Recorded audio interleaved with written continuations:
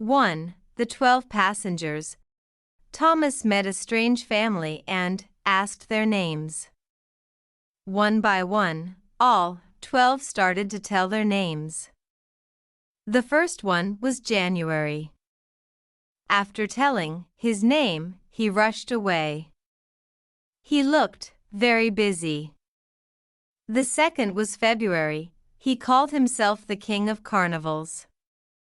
He said he had only 28 days to live, but looked cheerful because he enjoyed every day to the fullest. Then were March, April, May, June, and July.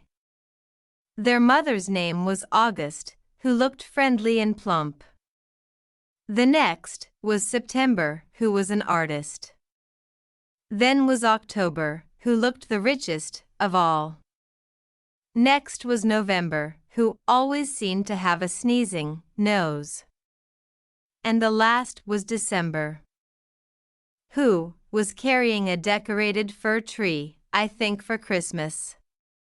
Hearing their names, Thomas replied, "Well, I hope you have a great year, dear month, family." Moral: families that stay together will always find happiness. 2. The Queen of Riddles. A princess wanted to marry an intelligent man. Ivan, a peasant, took up this chance. When he put his first riddle, the princess had no answer. But she did not want to fail. "Give me 1 day, and I will bring you your answer," she said. The princess cleverly sent her handmaiden to get the answer from Ivan. With that, she answered Ivan's first riddle. 2. My riddles? The princess did not want to admit to cheating. So she said, "I don't know."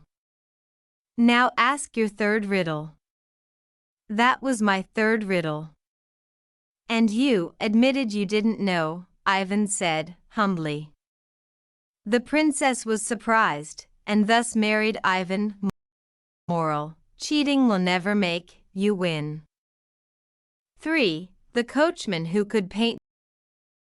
John was talking to his sister, Mary's painting. Some soldiers heard his voice. They took a peek inside John's room and saw Mary's painting. They thought a real woman was sitting there. They found her to be very beautiful. They ran to their king and told him about John and the woman. Curious, the king went to meet John. Before he could enter the room, he heard John talking. The king also took a peek inside John's room. The king thought the painting was a real woman too. To remove the confusion of the king, John showed the painting of his sister. The king understood and praised John was his great art. Since then John made paintings of the king. Moral: even if you are in doubt, always tell the truth. It will save you. 4. The man who came from the sky. A trickster once tried to trick a woman by saying he's from the sky. But the woman was a very wise lady. She quickly replied, "Oh, you've come from the sky? Then you must have met my husband.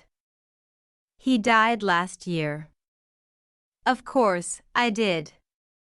That is the reason I have come today. I came to meet you. Your husband asked me to tell you that he has no money, no clothes, and no food. Give me what he needs, and I shall give it to him," the trickster said in a naughty tone. But the woman replied, "If that's the case, then he must have tricked you." "Why?" trickster asked. "Because he is in heaven. In that place, he doesn't need all this. So this means you are lying. Now, go away from here," she shouted. The woman then gave the trickster a nice spanking. He never tricked anyone again. Moral: a bad heart will one day receive its punishment. 5. The Snake Princess. A brave Russian soldier named Igor once saved a snake. The snake turned to him. "You have saved my life, sir." "I must repay your kindness," the snake said.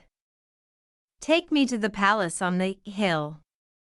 There you will receive your reward," the snake replied, as it directed him to the palace.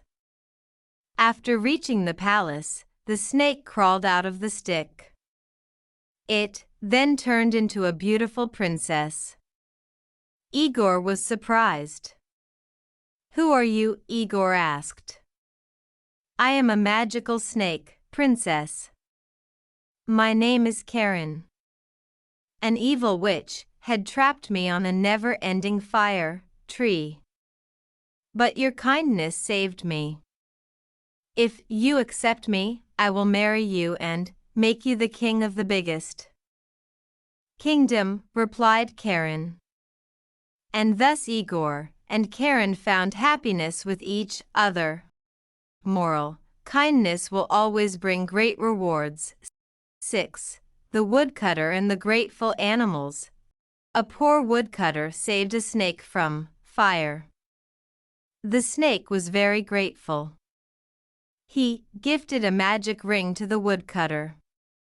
"With this ring, you can ask anything you want, and it will give you. Put the ring under your mouth and then make a wish," said the snake. The woodcutter's first wish was to meet his mother. Poof! His request was fulfilled. After some time, the woodcutter fell in love with the princess of that land. He asked his mother to come along to ask the hand of the princess from the king. The king was not ready. So he said, "If you have a house like my palace to live in one day, only then will I give my daughter." The woodcutter had forgotten his ring. He was worried as he couldn't build a palace in one day. At that moment, all the animals that the woodcutter had saved came to help him. They knew the woodcutter had forgotten his magic ring. They quickly ran and got the ring from his home. This way, the woodcutter wished for the palace and married the princess. The grateful animals saved the woodcutter. Moral: a good deed never goes without a reward.